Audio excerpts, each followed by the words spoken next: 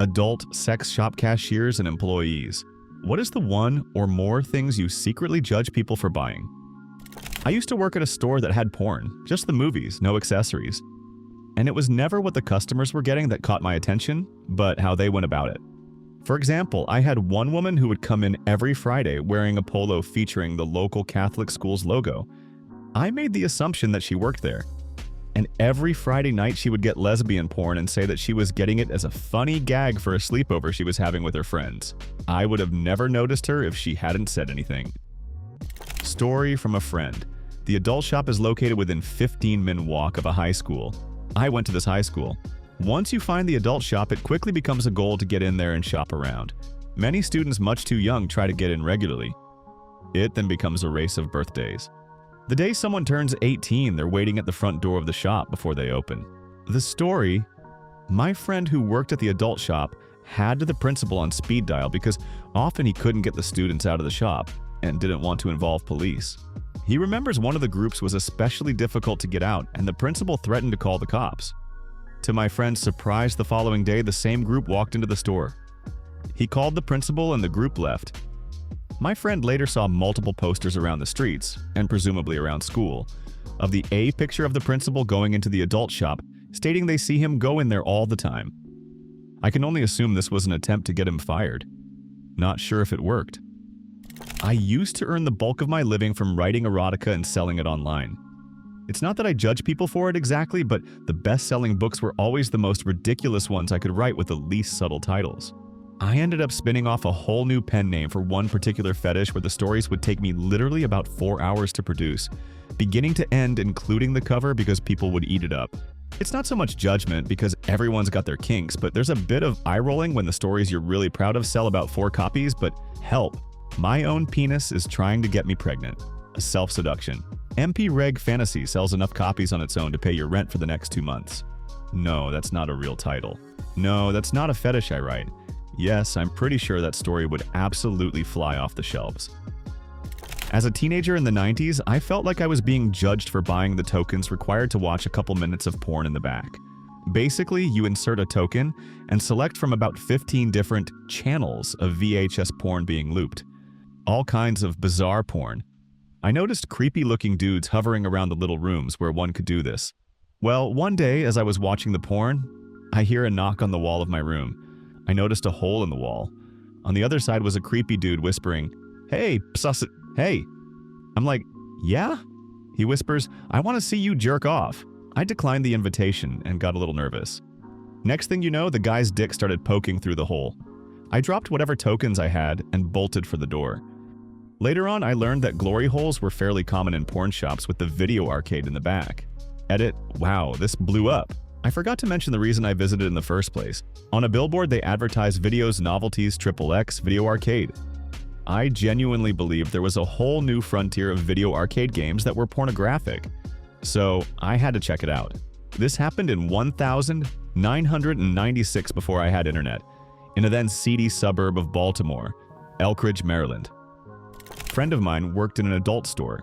He would normally have nothing to do, so occasionally I would go in to bring him lunch, and we'd look at the funny porn titles, and when a customer came in, I'd pretend I was browsing. Once a guy came in inquiring about butt plugs. He wanted to know if they had anything that could meet his size requirements.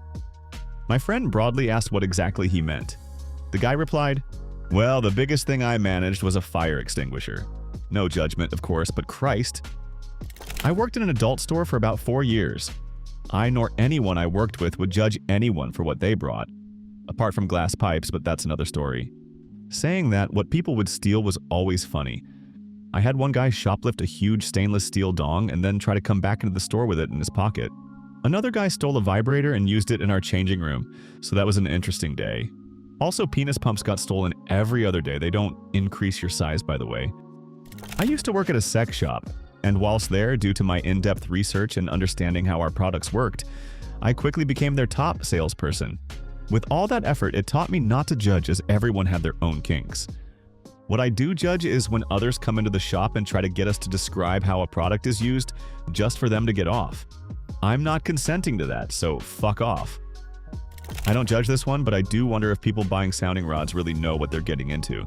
If that's your thing, then go and do your sweet thing, but if it's like a stupid dare, which happens. Please be careful. The one thing I do slightly judge is people who buy the gross jelly vibrators that are made out of garbage, but we have to sell them as novelties. We advise every customer against them if you're actually going to use them inside of your body. We offer decent silicone vibrators for maybe $10 more. You would think that people would spend an extra $10 to avoid infections, but oh, no, the sparkly jelly one is just fine because it's pretty and gets the job done. Number no, it won't, because it's battery-powered, which isn't very powerful, and there's no way to clean something that's porous, but sure, take the sparkly one. Also, PSA, if vibrators aren't always your cup of tea, try a satisfier, and if you like that, upgrade to a womanizer. Vibration is great, but air stimulation, suction-like, clitoral stimulation is another level. Womanizer has an internal with external option as well. Not judgmental, but more of being a bro.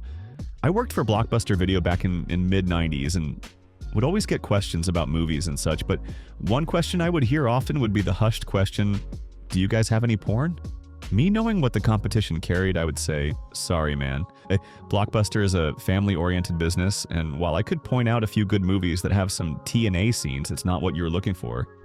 But I tell you what, go down the street to video store name and tell them my name from Blockbuster sent you, and they will be glad to help you out.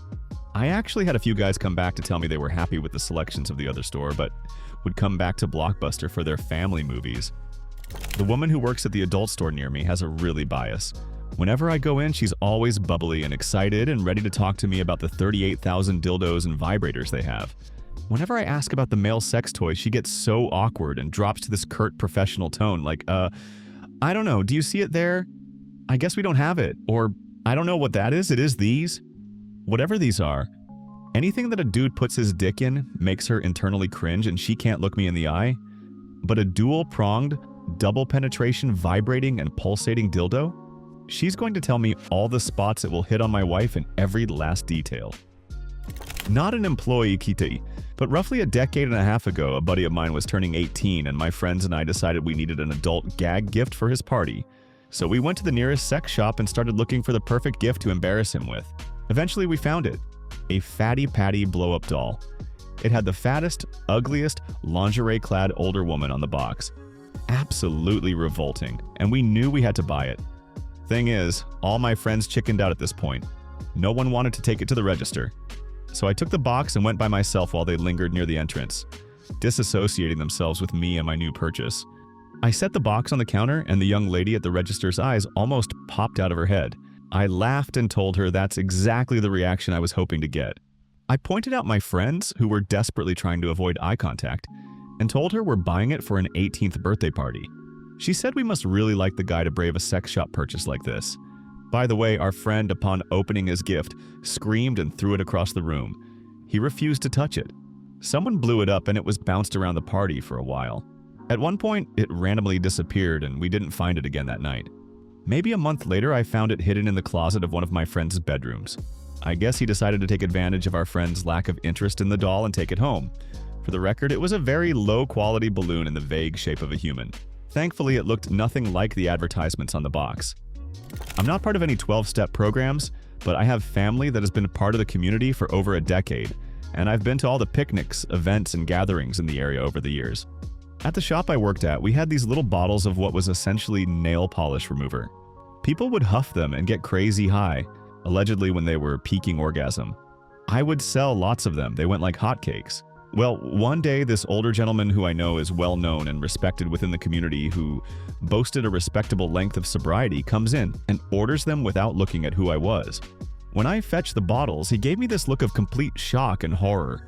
I had just started working there a month or two before, and it looked like he was used to just running and grabbing his nail polish remover and getting out. But that deer in the headlights look lasted quite a while before I finally signaled that I wasn't going to out him to his 12-step community. That was all on him and his conscience. I was working in an adult shop after all. I've seen weirder shit. One guy was in town having an affair with someone's wife while the husband was out of town. He bought one of those mold-your-own-cock dildos to leave her as a gift when their weekend together was over. I also had a guy who could barely walk come in and ask me on my very first day if we sold VHS, which it turns out we did. I once purchased condoms at a local convenience store. At that time, I was 17 years old. I put the condoms on the counter and hear a female's voice behind me loudly whisper, "Nice!" I turned and it was my current English teacher. She and I had a nice laugh about it, but inside my head I was screaming. I never told my girlfriend at the time. When I showed up to English class the next day, she winked at me and chuckled. It was mortifying then, but it's funny looking back now. Not an employee, but I buy a lot of product. Cashiers, we can tell when you're judging LOL. I think the worst one was that I once bought a bright pink latex mask that looked like a pig's head for my husband. Think puppy player hoods, just another animal, big snout and everything.